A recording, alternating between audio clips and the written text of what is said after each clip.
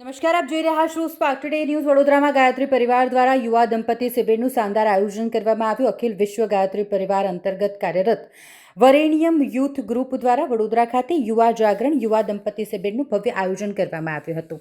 આ શિબિરનો મુખ્ય ઉદ્દેશ્ય નવદંપતીઓ અને યુવાનોમાં ભારતીય સંસ્કૃતિ, સદાચાર અને સુખી પારિવારિક જીવનના મૂલ્યોનું સિંચન કરવાનો હતો. આ કાર્યક્રમ અલકાપુરી સ્થિત આઇવરી ટેરેસ ખાતે આવેલા ગાયત્રી ચેતના કેન્દ્ર યુગ નિર્માણ ગાયત્રી પરિવાર ટ્રસ્ટમાં યોજાયો હતો.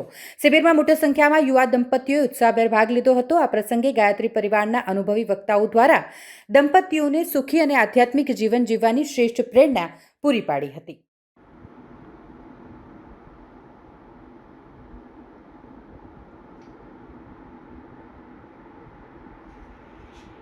उद्योग के युवा संभाग हैं, उनके स्वागत के लिए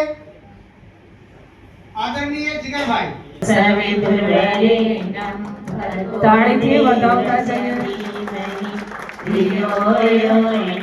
प्रतिनिधि हैं.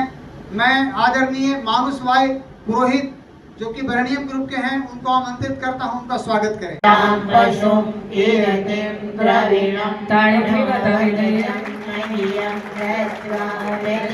गल्ले शिवे सर्वार्थ साधिके शरणे त्र्यंबके गौरी नारायणी नमोस्तुते नारायणी भर्गो देवस्य धीमहि. આજનો કાર્યક્રમ એ યુવાઓને પ્રોત્સાહિત કરવા માટે, એમની દિવ્ય ક્ષમતાઓને જાગૃત કરી અને સમાજ સેવામાં લગાડવા માટે આપણા સન્માનીય વડાપ્રધાનશ્રીએ પણ વ્યક્તિ નિર્માણથી રાષ્ટ્ર નિર્માણની જે વાત કરી છે, તો ગાયત્રી પરિવાર વ્યક્તિ નિર્માણથી વિશ્વ નિર્માણ સુધી આગળ વધવા માટે આવી યુવા શક્તિની જરૂર છે. યુવા એ વસંત છે. યુવા એની દિવ્ય ક્ષમતાઓને જો યોગ્ય માર્ગે સકારાત્મક માર્ગ ઉપર આગળ વધારે તો આ ધરતી ઉપર મનુષ્યમાં દૈવત્વ અને ધરતી ઉપર સ્વર્ગનું અવતરણ સુનિશ્ચિત રીતે થઈ શકે છે. અવતારી ચેતના પ્રવાહના રૂપમાં, આદર્શોના રૂપમાં આ ધરતી ઉપર છે. આદર્શોને જીવનમાં ધારણ કરી મનુષ્ય પરિવારમાં સુખ શાંતિ પ્રાપ્ત કરી શકે છે. એક યુવા જાગે, અને ભારત એ દુનિયામાં યુવા દેશ છે. 65% કરતાં વધારે યુવાનો એ ભારત પાસે છે. અને એ યુવા શક્તિ એ વિચાર ક્રાંતિ અભિયાનના આદર્શોને ઘર ઘર સુધી અને પોતાના જીવનમાં ઉતારે તો આવનારો સમય સુનિશ્ચિત રીતે યુગ પરિવર્તનનો છે, યુગ નિર્માણનો છે. યુગ નિર્માણ થઈને જ રહેવાનું છે, એ મહાકાળનું આશ્વાસન છે. આજનો કાર્યક્રમ યુવાનો માટે કેટલો ખાસ એટલા માટે છે કે યુવા એ પર્યાવરણ પરિશોધન, નશામુક્તિ, કુરીતિ ઉન્મૂલન, સાધના, શિક્ષા અને ખાસ કરીને જે તરુપુત્ર અભિયાન એ વિશ્વ મોડલ તરીકે અત્યારે ઉભરી આવ્યું છે. વેદોમાં કહ્યું છે કે ધરતી મારી માતા છે અને હું પૃથ્વીનો પુત્ર છું. ધરતી માતા મનુષ્યનું સંરક્ષણ કરે છે.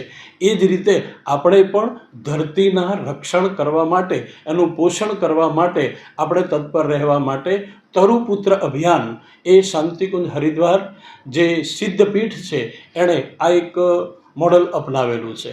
આવો ગળે સંસ્કારવાન પેઢી અત્યારે દિવ્ય આત્માઓ આ ધરતી ઉપર અવતરિત થવા માટે લાલાયિત છે. અને એ લાલાયિત અવતારને આ ધરતી ઉપર લાવવા માટે પરમ પૂજ્ય ગુરુદેવે આવો ઘડે સંસ્કારવાન પેઢી, ભાવિ પેઢીનું નિર્માણ થાય તો રાષ્ટ્રનું નિર્માણ સુનિશ્ચિત રીતે છે, નર રત્નોની રીતે સુનિશ્ચિત છે.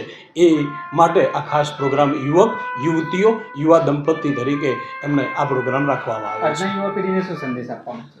આજનો યુવા એ જે એને દિશાની જરૂર છે, એની પાસે દિશા અને દશા નથી, તો અખિલ વિશ્વ ગાયત્રી પરિવાર યોગ્ય સન્માર્ગ તરફ આગળ વધી અને પોતાની ક્ષમતાઓનો ઉપયોગ એ સમાજ સેવામાં કરે, રાષ્ટ્રની આરાધનામાં કરે. પ્રથમ મારો રાષ્ટ્ર એ ભાવ જો આ યુવાનોમાં આવી જાય તો વિચાર ક્રાંતિ અભિયાન પણ સફળ થઈ શકે એવું છે. આજનો અખિલ વિશ્વ ગાયત્રી પરિવાર વડોદરા વરેણ્યમ યુથ ગ્રુપ દ્વારા આજે એક યુવા દંપતી શિબિર અને યુવા જાગરણ શિબિરનું આયોજન કરવામાં આવ્યું છે.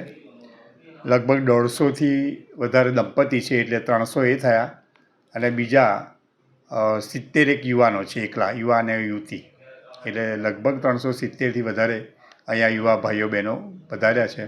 બસ ફક્ત અને ફક્ત એક લક્ષ્ય છે કે યુવાઓને સાચી દિશાધારા પ્રાપ્ત થાય, યુવાઓને સાચું માર્ગદર્શન પ્રાપ્ત થાય, અને સ્વયં યુવા આ યુગની અંદર યુવાઓની શું ભૂમિકા હોવી જોઈએ એ યુવાઓને માર્ગદર્શન આપી રહ્યા છે.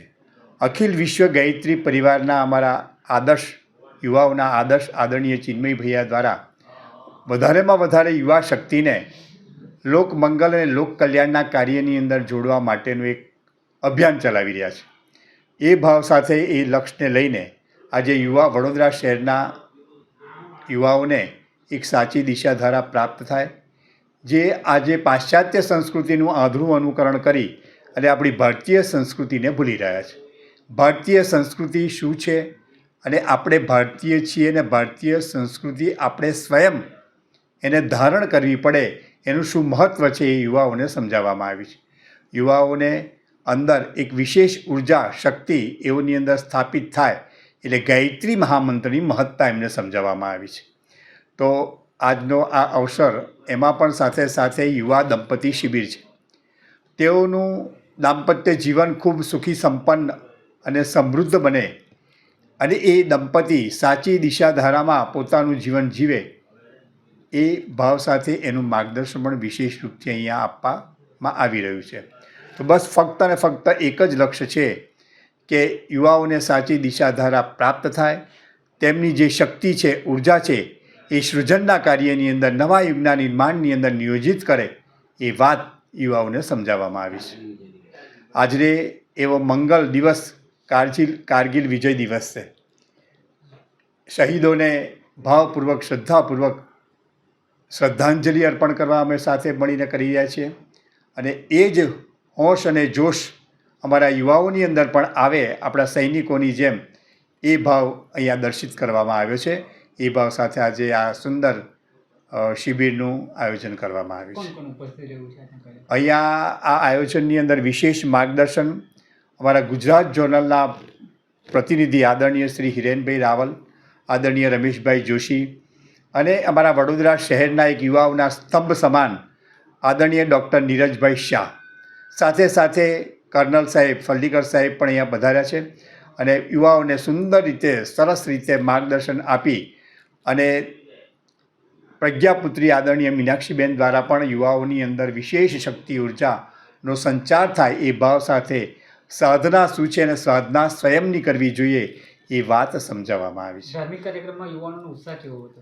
ધાર્મિક કાર્યની અંદર અમે વિશેષ રૂપથી યુવાઓને આધ્યાત્મ શું છે એ સમજાવ્યું છે. આધ્યાત્મ એટલે માળા કરવી, પછી જપ કરવા, તપ કરવું એ નથી. આધ્યાત્મ એટલે પોતાની અંદર, આધ્યાત્મની અંદર સ્થાપિત કરવો. આધ્યાત્મને આપણે સ્વયં વિવેકશીલ બનવું, આપણી અંદર સત્યતાને ધારણ કરવી, આપણી અંદર વાત કરવાની ઢબ વિવેકપૂર્વક આવે, આ બધું જ આધ્યાત્મની અંદર આવે. આધ્યાત્મ એટલે ફક્ત માળાને જપ કરવું એવું નથી. સ્વયંને બદલવાનો વાત છે એ આધ્યાત્મ કહેવાય, કે આપણે સ્વયં બદલાઈએ. હમ બદલેંગે યુગ બદલેગા. સ્વયં યુવા બદલાઈ જશે તો નિશ્ચિત રૂપથી આવનારી પેઢી આખા રાષ્ટ્રનું નિર્માણ અને સંચાલન કરશે એ નિશ્ચિત છે. આજના યુવાનોને શું સંદેશ આપશો? આજના યુવાનોને સાચી દિશાધારા પ્રાપ્ત થાય એ માટે અત્યારે જોઈ રહ્યા છે કે મોટા ભાગની યુવા શક્તિ વ્યસનોની અંદર તરબોળ થતી જાય છે, અને વ્યસનને ધારણ કરી પોતાના જીવનને, પોતાના શરીરને, પોતાના કુટુંબને પાયમાલ કરી રહ્યા છે, બરબાદ કરી રહ્યા છે, અને તેઓ વ્યસનમાંથી મુક્ત બને અને સાચી દિશાધારા, એ લોકોની વિચાર ક્રાંતિ એક શ્રેષ્ઠ બને, વિચારોની અંદર ક્રાંતિ આવે, એ ભાવ સાથે વિચારો બદલવા માટેનો યુવાનોનો અમારો પ્રયત્ન છે. મોબાઈલ દ્વારા ઘણું બધું સારું પણ આવે છે, ઘણું બધું ખરાબ પણ આપે છે, પણ યુવાનોની અંદર એ ખોટી વસ્તુને ગ્રહણ કરવાની શક્તિ વધારે હોય છે, તરત આપણી દૃષ્ટિ એની પર જતી હોય છે. તો સાચી દિશાધારા પ્રાપ્ત થાય, તેઓના વિચારો શ્રેષ્ઠ બને, એમની અંદરથી વિકૃતિઓ દૂર થાય, વ્યસનો દૂર થાય, એ જ યુવાનોની અંદર એને બદલાવ લાવવાનો અમારો પ્રયત્ન છે.